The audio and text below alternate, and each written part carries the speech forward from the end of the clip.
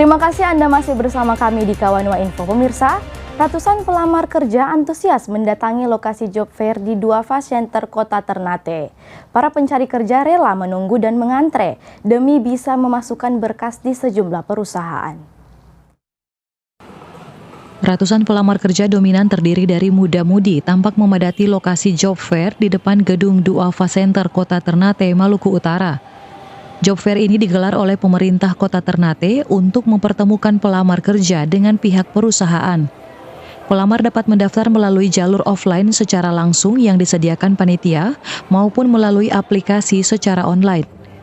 Seorang pelamar kerja Asis mengaku sejak pagi dirinya sudah mendatangi lokasi job fair ini untuk mendaftar langsung. Seperti SKCK, surat keterangan sehat, terus kartu kuning dari Disnaker, KTP, dan lain sebagainya lah. Oh, memilih offline atau online ya? Saya online dan offline juga. Online registrasi dan coba untuk masukkan berkas di perusahaan, terus offline-nya di sini, kantor Duafa Center.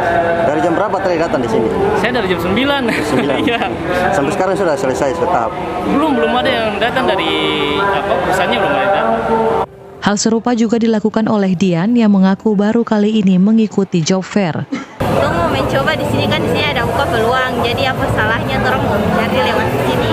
Baru kali ini, baru lulus kuliah tuh, jadi baru kali ini.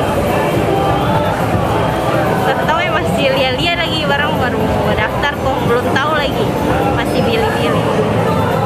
Susah sih kalau untuk sekarang.